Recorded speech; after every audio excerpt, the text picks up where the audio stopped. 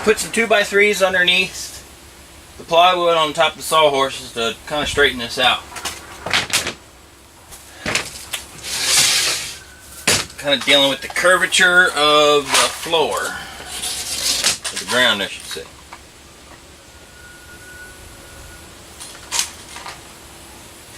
Alright, now what we do, we'll put a finishing nail into each one of the points we drew out.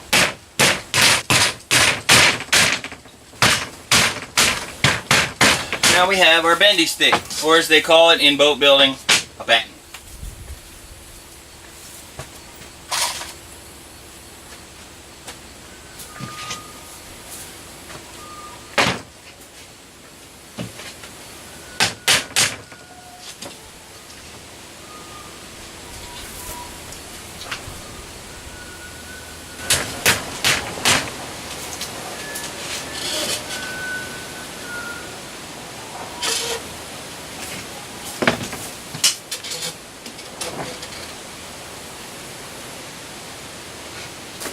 Batten so.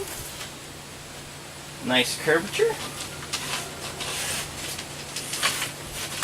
Just trace along the edge.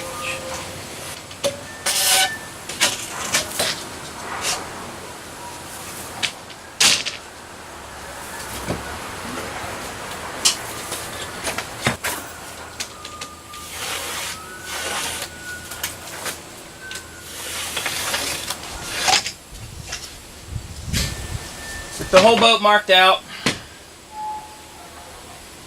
we can go ahead and start getting ready to cut.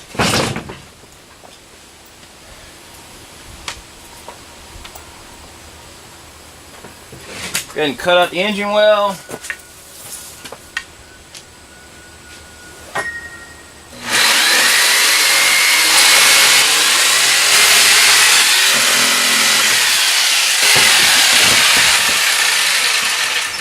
There's the bottom of my dinghy.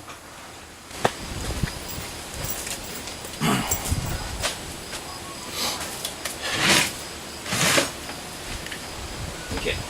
Next I had to take an 8-foot piece of 1x10.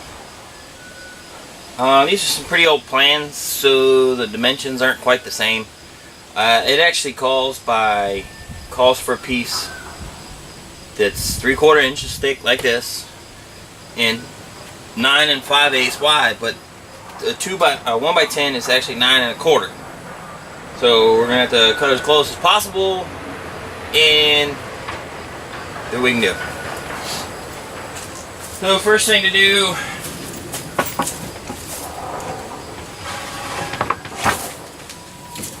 put it under there.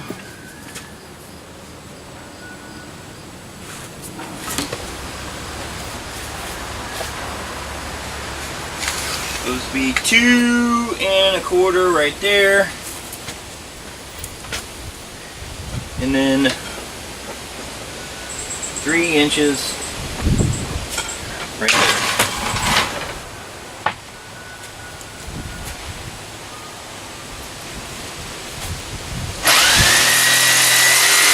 All right, now that the front chine part of the chine log has been cut, supposed to put a seam on them. Not a seam, but like an edge. It's calling for a 15-degree edge. So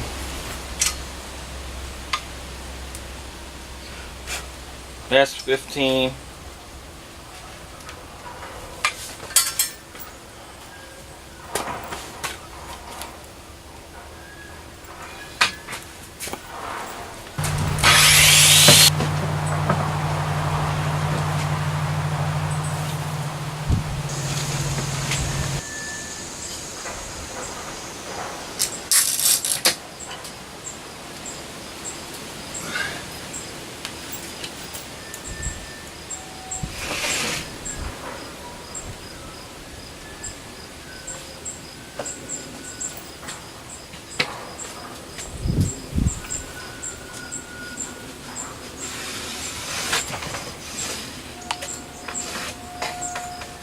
With the chine log cut And there's a 15-degree cut here to make a seam.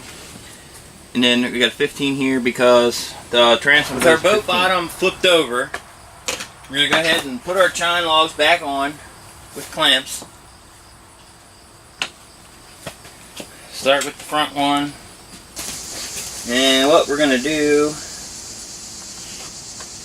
just going to mark it out. So we're going to put one at 1 inch and 2 inch.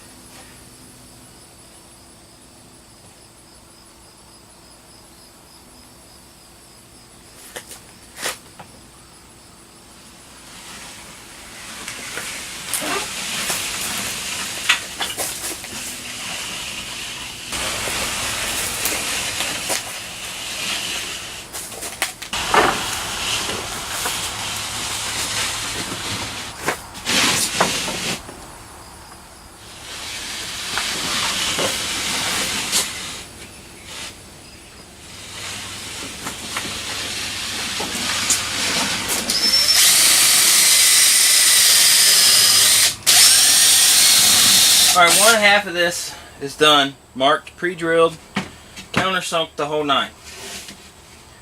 The only thing I have to do is spread some glue on it and put some screws. The screws I'm using are number 8.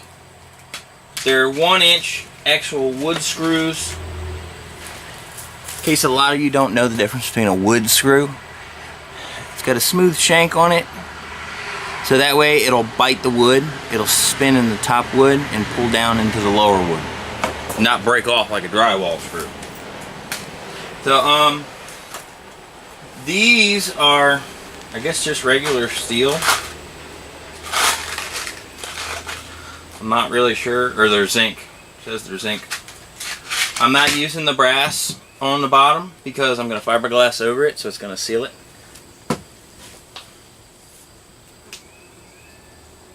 And this freaking Gorilla Glue is expensive and yet goes a long way.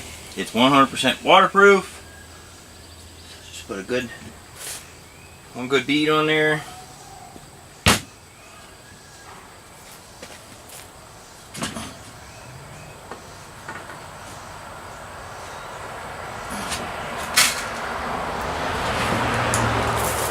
This stuff expands, so.